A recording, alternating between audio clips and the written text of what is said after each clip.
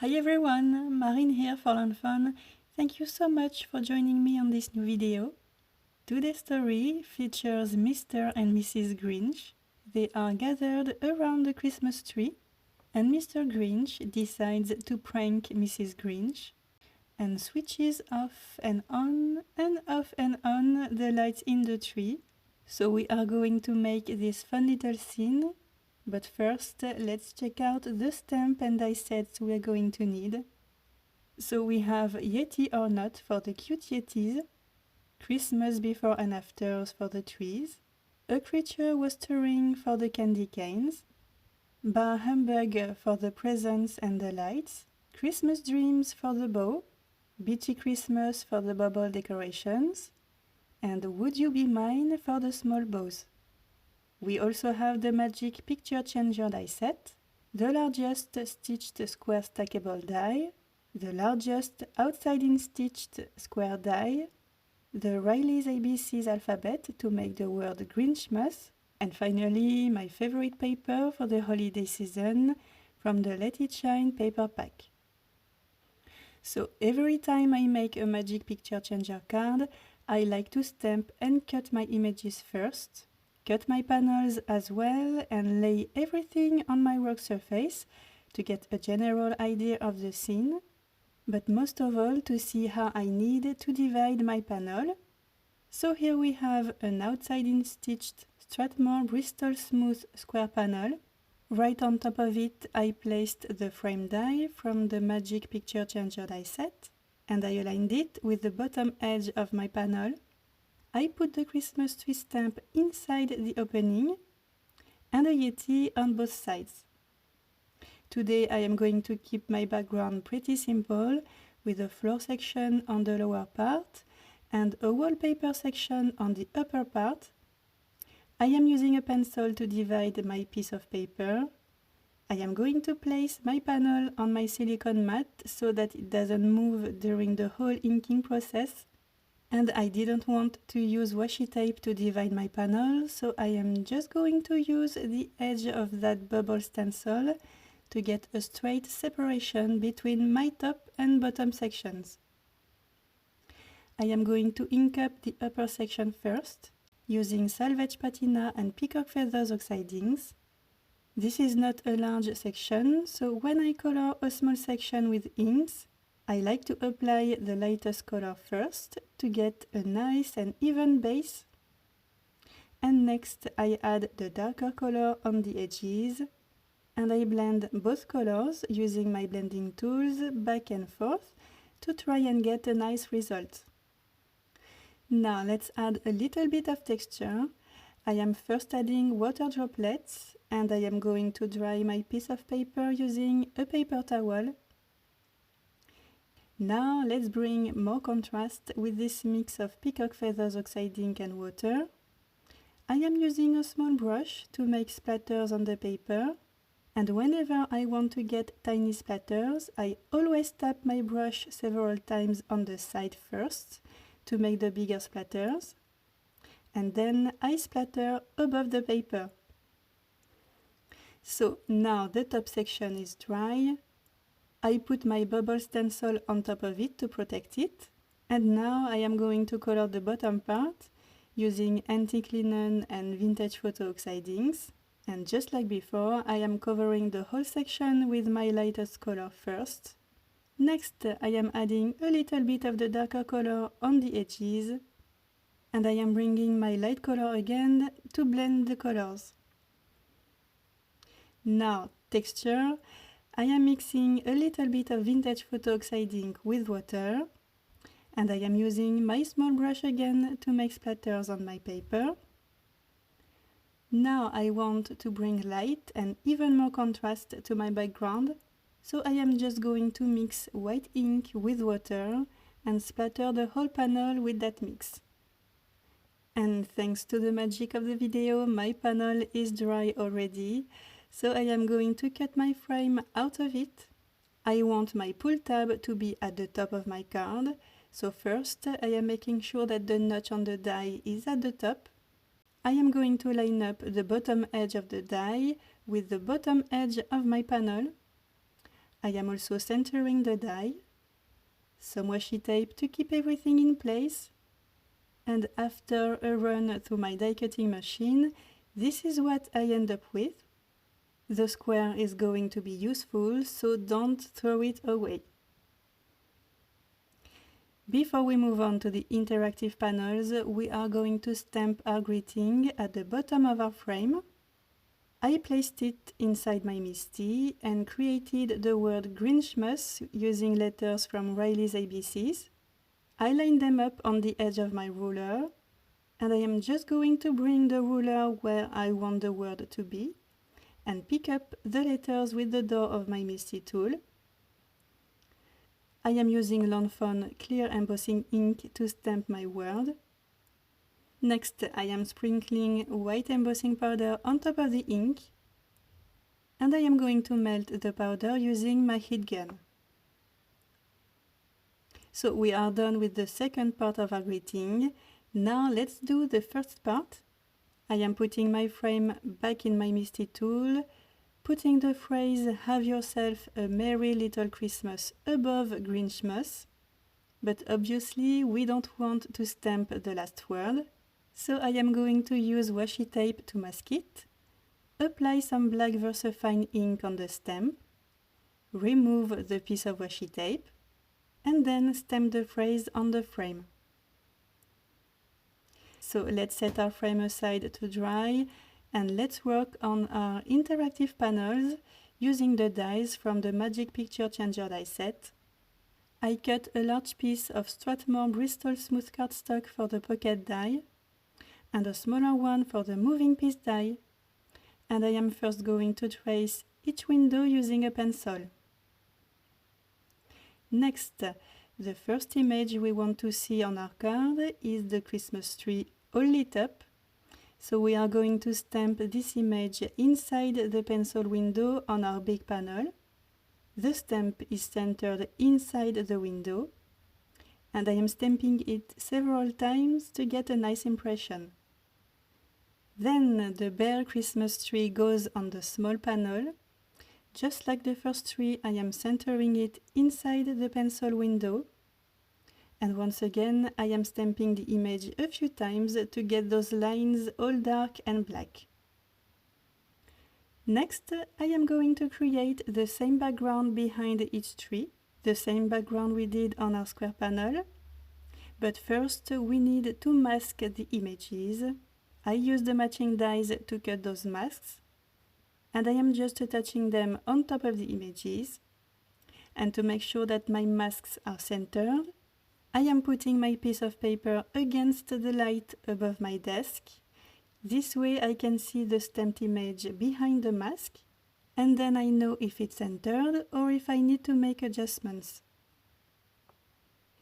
Next step, I am going to erase most of my pencil windows. I'm only keeping the four corners of each. And next, we are going to add a background behind our trees. And to do that, we are going to use the square I told you not to throw away and use it as a guide. I am just centering the square between the four pencil corners.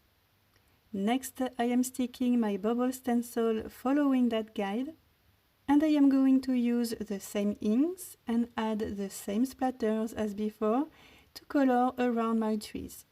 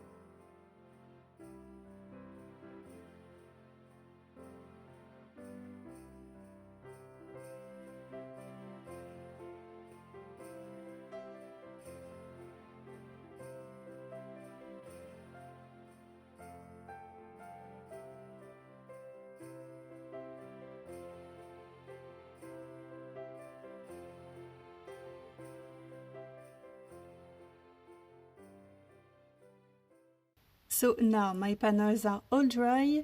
I am going to color both trees using my alcohol markers, using my favorite color palette this season, green, aqua, pink and red with some yellow accents.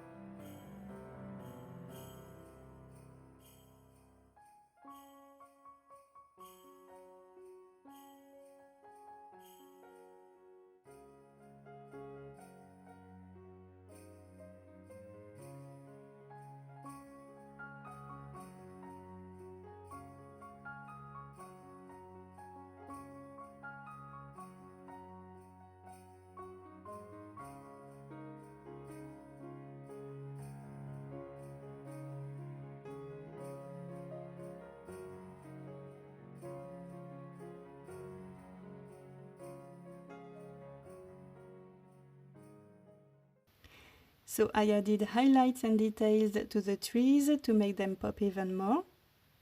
Now I am going to cut both panels using the interactive dies. I am centering the trees inside their window and taping the dies in place using washi tape. A quick run through my die cutting machine and there we have our panels. We need to do a few things before we assemble them. First, we need to fold that pocket panel in half right on the score line. And we also need to fold the two slim tabs we have on each side of the panel. I always like to use my bone folder to press really well and reinforce that fold. Next, I am going to add a strong double-sided tape on those slim tabs, front and back, just like that. I am going to remove the backing papers of the inside and then fold the tabs. Now one more step before assembling our panels.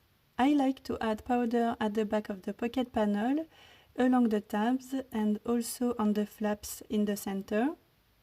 I also like to use my bone folder to soften the edges of the moving panel. I find that doing those steps makes the mechanism work even better. So now we can finally assemble our panels. I am putting the moving panel inside the pocket panel, the pull tab into the slot, just like that. And next, I am going to put each of those little flaps into a small slot, one after the other. I am going to pull on the tab to interlock flaps and slots. I am also making sure that the moving panel is centered between the tabs. So now we can peel the backing papers and finally close our interactive pocket. And to finish our pocket, we just need to stick the frame on top of it. I added some slim double-sided tape at the back all along the four edges, and I am going to line it up and attach it on the pocket. Off screen, I die cut another outside-in stitched square panel. I am going to stick to it the remaining piece of my panel using 2 mm foam squares. And then I'm gonna tuck the pocket right where it belongs and stick it using 1 mm foam squares.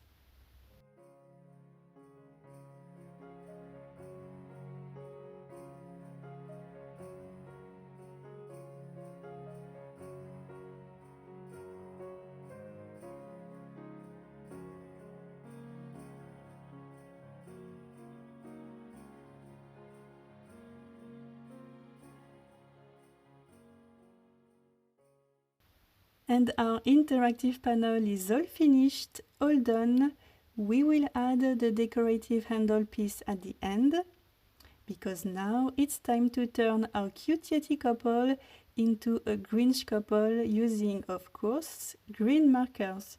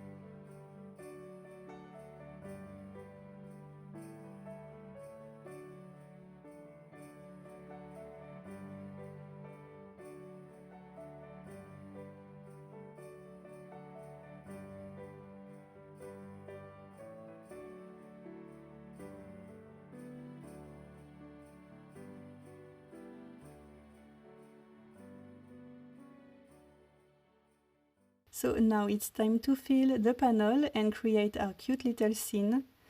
I am using 1mm foam squares to stick everything, except for the bows that I attached using liquid glue.